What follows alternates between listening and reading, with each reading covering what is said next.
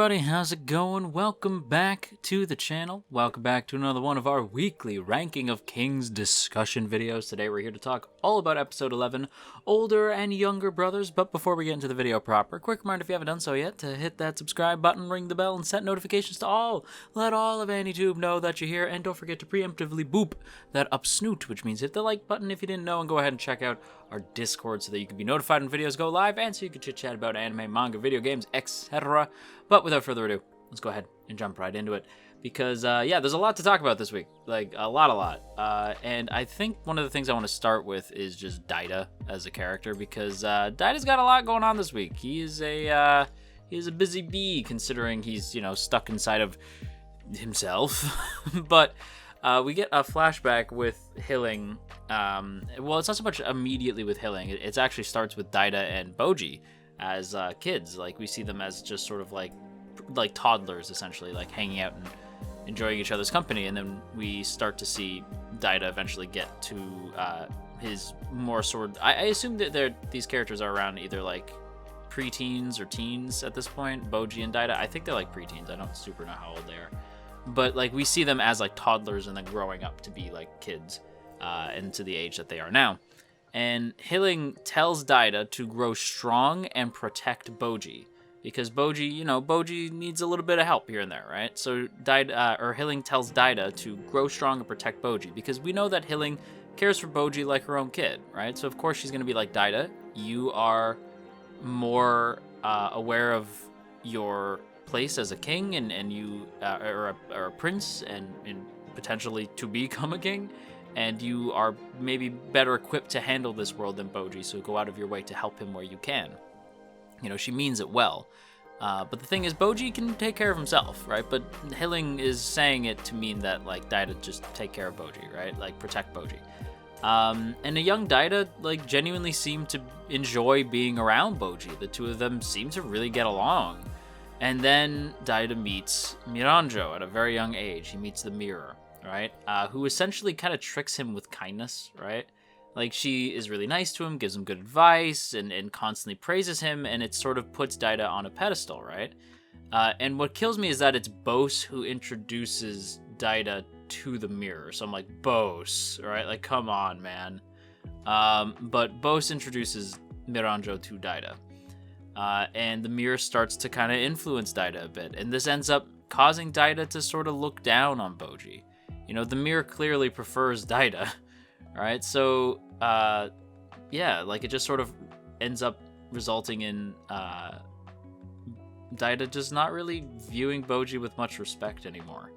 And it's sad, right? Because even Beben points out that, like, well, not so much points out, but says, like, oh, there's Boji, right? Like, training with not quite Rachel.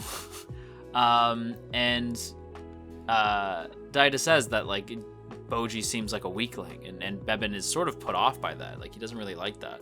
So they go to town, and they're just sort of walking around, and Daida's like, what are we doing in town?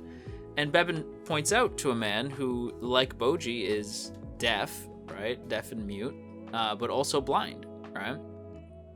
And so this sort of disgusts Daida. Like, Daida is seemingly ableist when he's younger. And that kind of sucks, but he's young. Give him a second, give him a second. He might bounce back. But yeah, Daida presents himself as kind of ableist, right? Saying like, oh, if I was that way, I wouldn't want to live. And Beben points out that, you said that they were weak, but it takes great strength to overcome one's obstacles. There's a lot of weaknesses in life, and it takes great strength to overcome those, right? What you are calling weak is actually quite strong. And that's because Beben is wise. But Daida is seemingly kind of shocked by this. Like, this is like a learning lesson for him.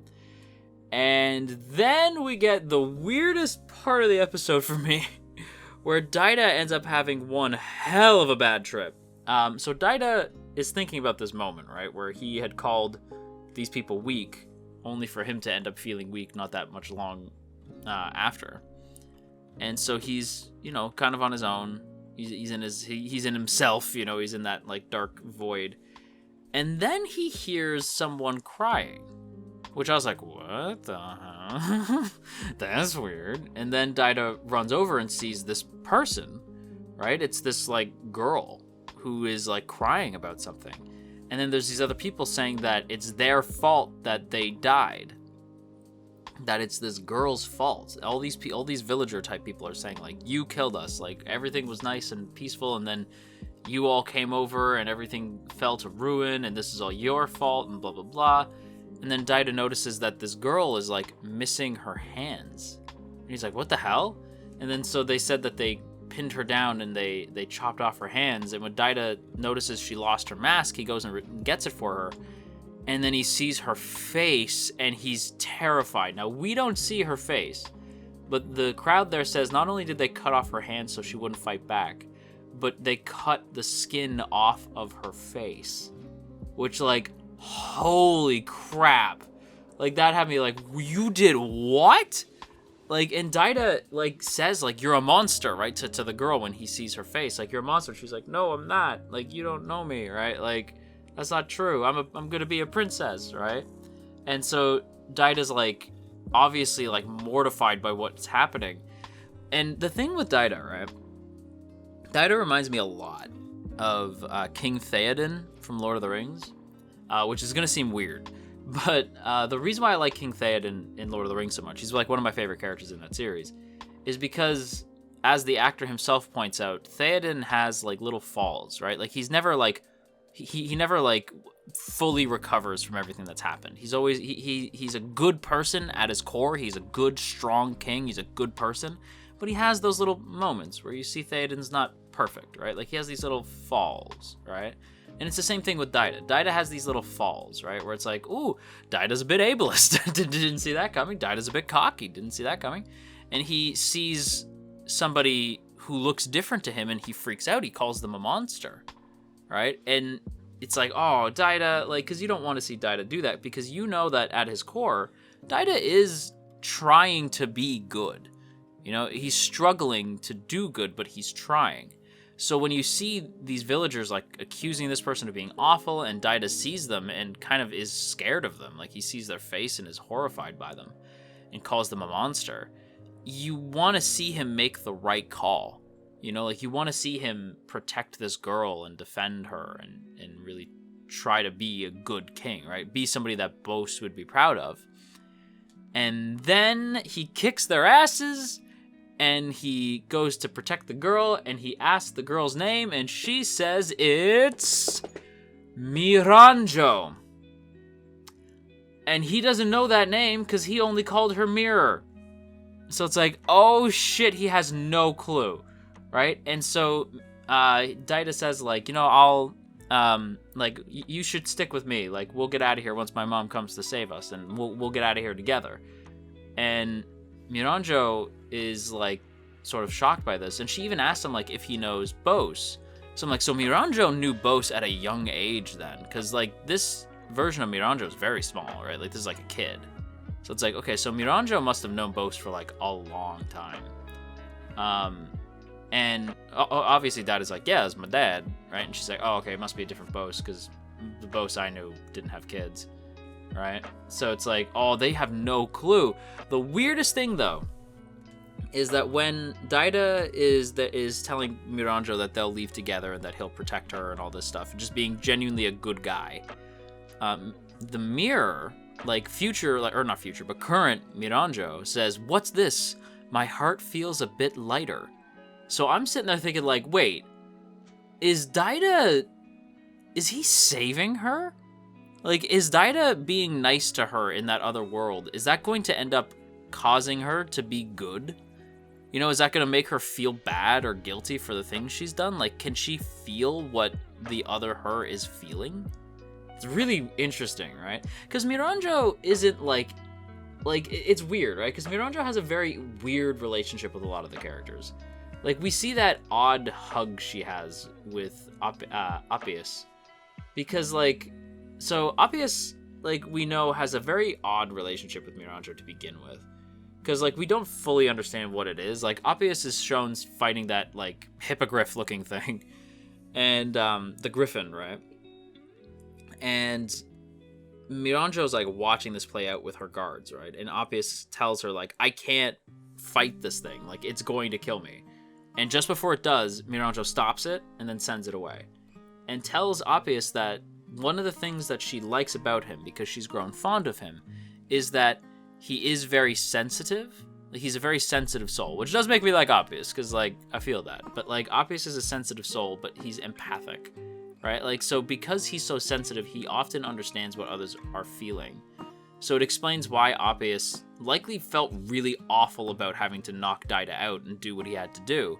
Likely felt and sympathy and felt bad for Boji. You know, Appius is in this position where he feels obligated to help Miranjo because she's been so good to him, but he might not exactly vibe with everything that she's saying and doing, you know? They have a very odd dynamic, those two. It's a very strange one. I do think that Miranjo might end up getting some kind of redemption arc, which is interesting because I thought she was just awful. I still don't really forgive her and Bose, at least not yet, but it is sort of leading me down that path, right? Because Miranjo is definitely, because the thing is, like, I'm team Hilling, right? Hilling is my girl, but Miranjo definitely has it out for Hilling because, you know, Hilling is married to Bose, right? And Miranjo clearly has feelings for Bose, so she probably doesn't like that very much, right? But Miranjo points out that, like, points out to Appius that, like, even that she struggles to relate to people the way Appius can, you know, and, like, she can't even really smile. Her smile is stiff, likely because the body she has is mostly likely fake. Right? She has hands, she has a face, right? Now we see that she's just a mirror, but at the same time, it's like she did have those things when she knew Appius, and it leads to a lot of questions surrounding her as a character, and I would love to find out some answers around those, especially since it seems like we're reaching the end game here. Especially when we find out what's going on with Boji and Kage, because Boji and Kage end up having to say goodbye finally to Despa after however long they've been together. And I'm not gonna lie, given how brief of a time they were together, at least for the viewers, did anybody else get, like, really sad watching Despa say bye to Boji and Kage? Like, that, like, courage line, like, had me like, courage, right? I was just like, no, don't leave, Despa, because Despa's my boy. So I was like, oh, Despa, right? But Boji and Kage have to go, right? Like, they have to get back on their mission, and luckily, the King's Guard show up. Desha's guard shows up, and they're like, come on, we gotta head back to your kingdom. There's some shit going down. Right, so so Despa's like, go with them. It's a quick ride back. You don't have to walk. Like, go with them. This is your best bet. All right, so Kage tells Boji, like, all right, man, let's go. All right, so they get moving, and the reason why they're heading to Bose's kingdom is because there were some escapees from the underworld, and as Desha points out, that whoever helped them escape likely helped them from the outside, aka Miranjo. All right, and they have kidnapped King Bose. Right, which I put in air quotes because I feel like that is a bit of a ruse. Because I'm like, bullshit, Bose would get kidnapped by these guys. But Desha essentially says that, like, okay, so we have to go get them, and we have to bring them back here. Because if these people are running around on, like, the surface world, it's going to be bad for us. Right, so we got to bring them back to their jail down in the underworld. However, in the confusion of Bose's kingdom being taken over, let's just steal it. So Desha's like, let's just steal Bose's kingdom while we're here. And the King's Guard are do not tell Boji and Kage this, right? Which does make me a little sad, because, like, the King's Guard, especially, like, the head of the King's Guard, clearly like Boji and Kage. So it's like, oof, it hurts them to lie, you know? But we see essentially all of the gangs starting to reunite at the kingdom again, right? So, like, Hilling, even though she wasn't really gone that long, Hilling and everybody are coming back. Hilling's got a rad set of armor. We see Boji and Kage, like, rushing towards the kingdom, like, trying to go save Bose, although Bose clearly doesn't need saving, at least as far as I'm concerned. But it's setting up what feels to be the mid-season climax, right? Like, we're reaching a point where, like, we're likely either next week or the week after we'll sort of have a finish to this quote-unquote arc, right? This, like, part in this chapter of Ranking of Kings, because I feel like we're likely going to hit a point where something major is going to happen either next week or the week after, and I am excited to see what that could be. But that's it for me, so until next time, outro. And there you have it, everybody. That is going to wrap it up for today's video, so I hope you guys enjoyed. If you did, don't forget to boop that up snoot, share if you care, leave a comment down below, and of course, make sure that you hit that subscribe button, ring the bell, and set notifications to all. Let all of AnyTube know that you are here, and if you haven't done so already, go ahead and check out our Discord so that you can actually be notified when new videos go up. And of course, you'll also be notified when we're streaming over on the other website that starts with a D. On top of being the best way to get notified for new videos, it's also a good place to discuss with fellow anime fans and stuff like that. So if that sounds cool to you, go ahead and join us over on the Discord, link down in the description. Also linked to the description is our Patreon page, and that, along with the join button right beside the sub button, are great ways to help keep this channel afloat. You will find our Patreon page for as little as $1. You can help keep this channel running. And of course, a big thank you I have to give to our masters of masters, the true legends: Asaki VT, Elizabeth Just Elizabeth, JCran23, Jeremy P, Matt87 Eagle, Shadow Creative, Shiorans, Stephen G, Stevie W, Trapmaster, Trevor W, and Tristan G. Thank you all so much for being so freaking cool. I really love and appreciate all of you guys for your tremendous support of this channel. And if you too would like to have your name shouted out at the end of videos, once again, go check out that Patreon link in the description or hit the join button right beside the sub button. Either way helps out a ton. And that's it for me. So until next time, clean your room. Just trust me, a clean room is a clean mind. Maybe do some Tai Chi. You know, maybe drink lots of water and brush your teeth. And yeah, have a good day. Bye.